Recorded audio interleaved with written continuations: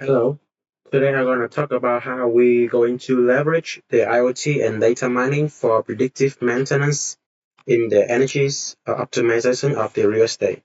And the case will be analyzed is the Fraser property.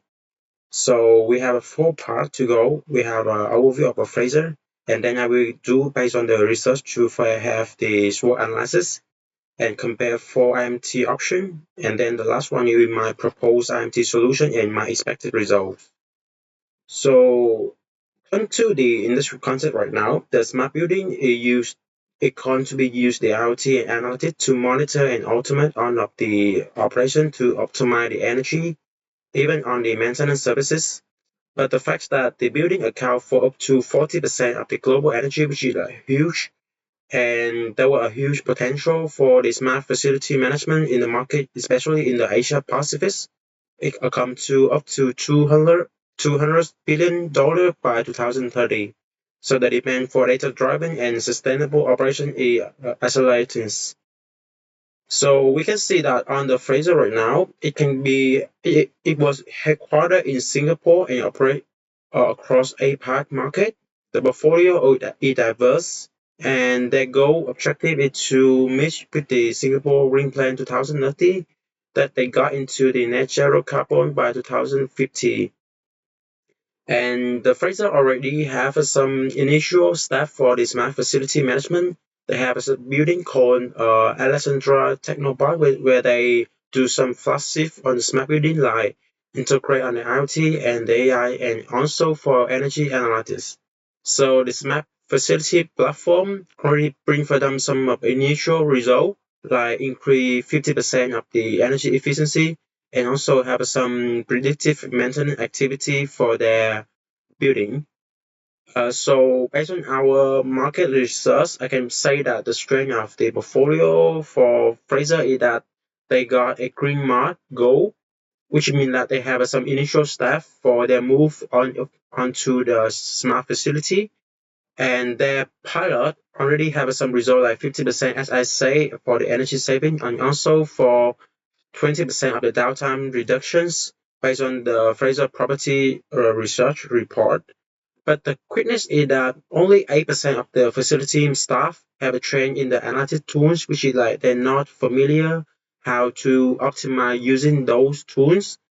And but the opportunity is that this market is huge and also will be increased for several decades.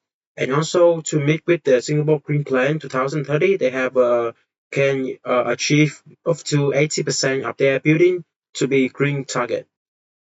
But the threat is that when they bring the all data into the IoT services or the internet service, there will be like a cyber security attack risk up to 40% based on research.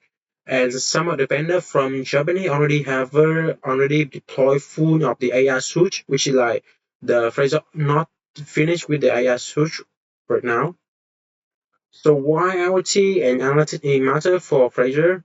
So right now, the Fraser have some legacy system built from 2010, so it costs for them up to 50%, 15% higher energy cost than their competitive. And the second is that the maintenance right now, they are positive reactive maintenance, so it increase the downtime and reduce the satisfaction of the tenants. The third one is that they have to be delayed on the silos data visibility because their silos system is delayed on the H3 report over three times. And the last one is the multi-tenant experience, like the C-level, the developer, the occupation, and also the residential is not consistent side effects on their expectations. So to apply for IMT option, I can go deeper for the IoT right now. First of all, for the IoT, we have the use case that the friends already have for the real-time monitoring on the lining and on the occupancies.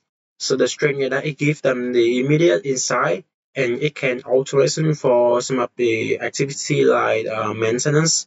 But the problem is that to deploy those things, it will be costly very much on the building stage, like they have to build the sensor on over the building and the huge data volume they have to analyze. So it cannot be standalone on the IoT side. So from the IoT, we can go into the data mining. Data mining can be called the second step of the IoT. So it uses the data based on the huge volume of IoT to predict on the maintenance and to detect on the anomaly activity. So it can prevent some breakdown, and it can also reduce the cost so much on the activity. But to do that, it have to have the high quality data, and also it have to have the high formula system to cleaning and to analyze on those data. And the third part will be like business intelligence. So business intelligence can be called like this next step of the data mining. So based on the insights they already have cleaning, they will have to visualize the KPIs into the dashboard of the program, like a software or a website, to improve on the decision, because they have many kinds of like multi-tenants expectation. So it can be transparent for those kind of requirements, but the limitation is that it have to be very descriptive, but it cannot predict on the future, which means like they already just like explain on the historical and on the current data, but cannot predict on the future data. And the last one will be like the big data analytics, like multi-site energy optimizations. It can be scalable, and if they give you deep insight, especially when it comes to the future prediction, but it have a expensive infrastructure to deploy the whole system AI suite. So my proposal is that we use the IoT, we use the data analytics, and we use the business intelligence to solving four main challenges that the Fraser already do and solving facing right now. So this is some of the research right now I can conduct on the market to show that and prove that those can be solving our main problem.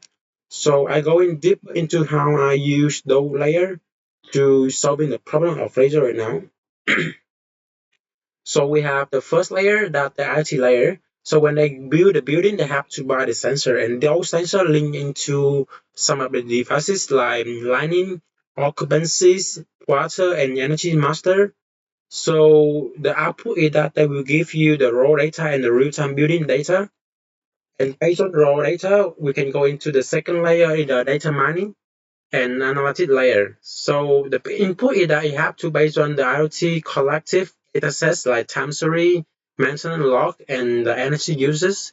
It can give you the output is the insight of the predictive on the current data and historical data. But the problem is that the second layer will be very huge, and it cannot be visualized for the tenant user, like the end user. So we have to go into the last part in the third layer when we use the business intelligence layer to make the decision enable for multiple purposes.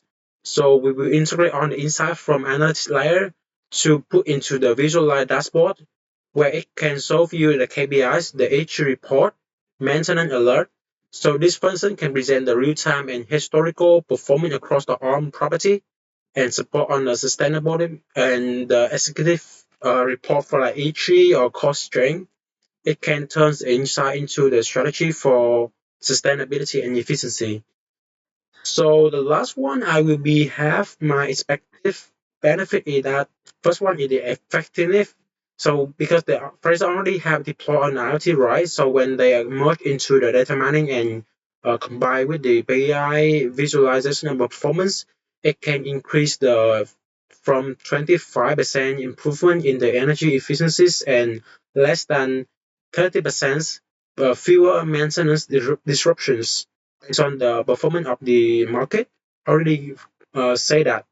The second one is the resilience. So because we are predicted on the analytics, and we can give some analytics on the anomaly risk, so we can faster on the response to anomaly and reduce on the dependencies of maintenance. And the last one is the sustainability, because we are using the E3 to monitor on the KPIs of the efficiencies, so it can deduct by up to 15% of the carbon dioxide emission per building portfolio, and faster the sustainability report, like less than 2 weeks for based on the PwC's report. So that's all one I want to do for the Fraser combine on the IoT data mining API enable, so we can prevent proven the return on investment like 20% efficiency, and we can direct align to what the Fraser Priority do right now, and they go with the net zero 2050 visions. So that's all for my case study. Thank you for listening.